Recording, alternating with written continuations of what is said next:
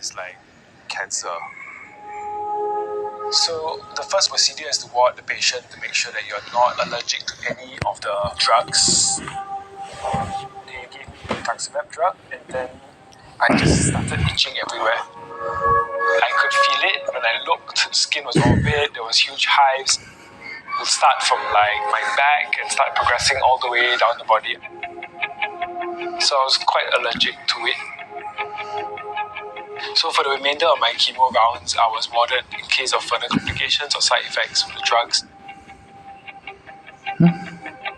First 3 months, I couldn't work. I couldn't do anything because I would feel terrible. It'd be like a really bad hangover. I was a freelancer. If you don't shoot, you don't get money. So in the 6-month period, my income dropped to nearly zero. When I was in the ward, I was usually the youngest. I think I was a bit annoyed because I didn't think I was old enough to get this. Hospital's a bit like prison. You're always like, hey, what are you here in for? The moment I say cancer, they're like, oh, so young. At the time, I was with my girlfriend for 3 years. She had just gotten her dream job in Europe, and I was supposed to follow her. And I couldn't. I told her, you are not staying here in Singapore with me. You have your dream job. You need to go. And so she left around my 3rd or 4th chemo round. Shortly after my breakup, the nurse is like, oh, do you have a girlfriend? I'm like, no, not anymore. It was quite recent, in fact. She's like, oh yeah, it's normal. All you young chemo patients are. So it was quite lonely.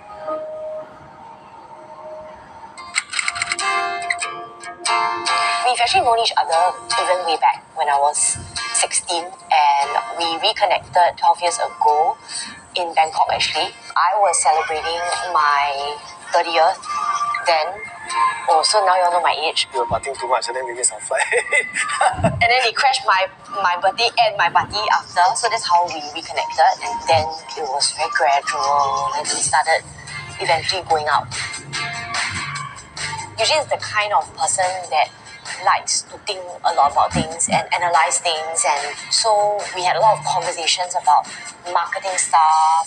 I guess intelligent conversation. You also told me I was so handsome. That's not true, but okay. So besides living together, we work together, and then we run together. I know he runs a lot faster, so we don't technically run together, but we go for runs together with our communities. He's always been into fitness. I think it's a very key and important aspect of life for him. I started running because I wanted to get my numbers and really do templates when I first started. Really struggled, but yeah, it's been 12 years now. So when we found out, at that point in time, I don't really think that I completely processed how I felt about it. The doctor said he has to do the biopsy.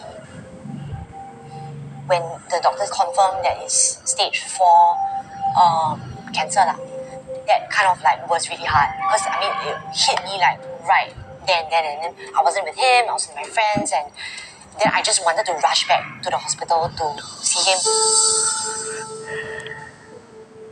Good morning, Eugene. So we have some of your test results back. Unfortunately, the main thing that we realized is the fact that the cancer is not suitable for operation. On your scan, we saw that there is cancer spread to the lymph nodes outside of your kidney and further away into your lungs and other parts. Now, the current focus is to give you drugs to shrink what we see on the scan and reduce your discomfort in your left loin and the bleeding from the kidney. Eugene has the uncommon type of kidney cancer called urothelial carcinoma. Historically, we have used chemotherapy with reasonable results. However, in October 2023, we have new data of immunotherapy combined with antibody drug conjugate, in other words, ADC. However, in the current context of cancer drug lists rolled out since 2 years ago, the combination used as an upfront treatment before chemotherapy has been used is not funded.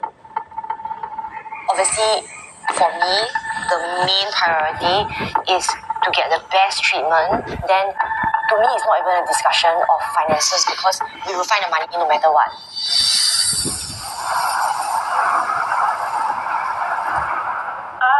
So I'm at the hospital. I'm gonna be headed in for 2 scopes today. So first of all, I've got a stoma, and on the stoma there is a new nodule that has appeared. So we just want to be careful and extra safe to check that this nodule isn't cancerous. Hopefully, it's not. There's still a likelihood of relapse. There's still a lot of uncertainty. How long is my lifespan going to be? If I relapse, what happens? A couple of weeks ago, there was a new nodule growing on the stoma. So obviously, I feel worried.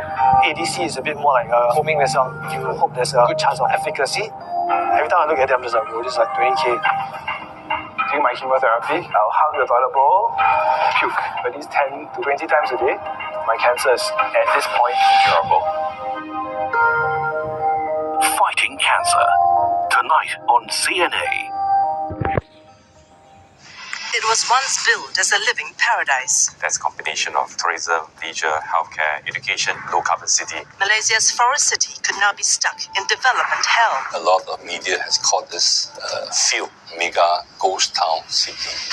Will plans to rejuvenate the mega project succeed? The government can't just leave this huge area there to rot and to crumble. Forest City, reviving Malaysia's ghost town. Insight, Thursday on CNA.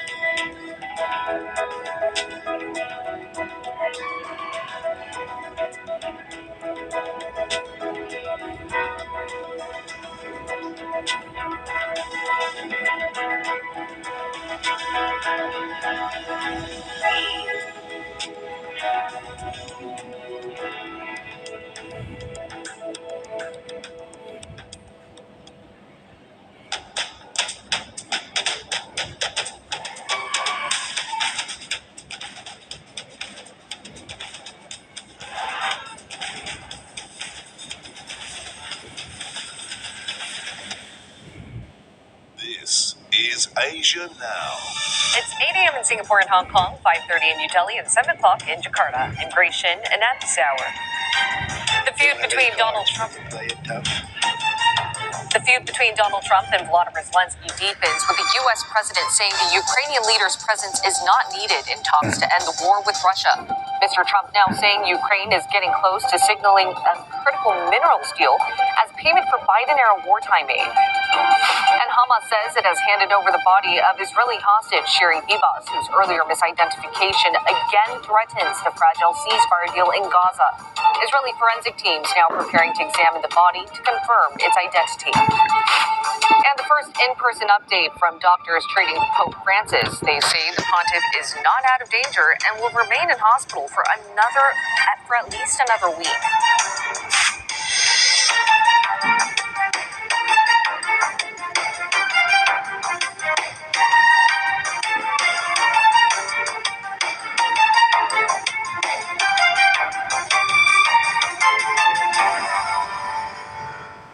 Donald Trump has urged Volodymyr Zelensky and Vladimir Putin to work together to end the war between Russia and Ukraine. The U.S. president had earlier said his Ukrainian counterpart had no cards to play and accused him of playing tough. I've had very good talks with Putin, and I've had not such good talks with Ukraine. They don't have any cards, but they play it tough. But we're not going to let this continue. This war is terrible. It would have never happened if I were president, but it did happen, so I got stuck with it, and the whole world is stuck with it. Mr. Trump also said it was not important for Mr. Zelensky to be included in the negotiations to end the conflict. Top Russian and U.S. officials met to discuss the war earlier this week in Riyadh. Ukraine, though, wasn't invited. Washington has also been pressing Kyiv to sign a deal granting U.S. access to Ukraine's mineral deposits as compensation for the billions of dollars of aid that it has received. President Trump says a deal is close at hand, echoing what his top security advisor said earlier in the day.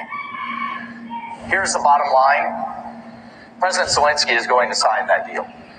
And you will see that in the very short term. And that is good for Ukraine. What better could you have for Ukraine than to be in an economic partnership with the United States, number one? What better could you have for Ukraine to stop the killing, number two? And you know what? We have an obligation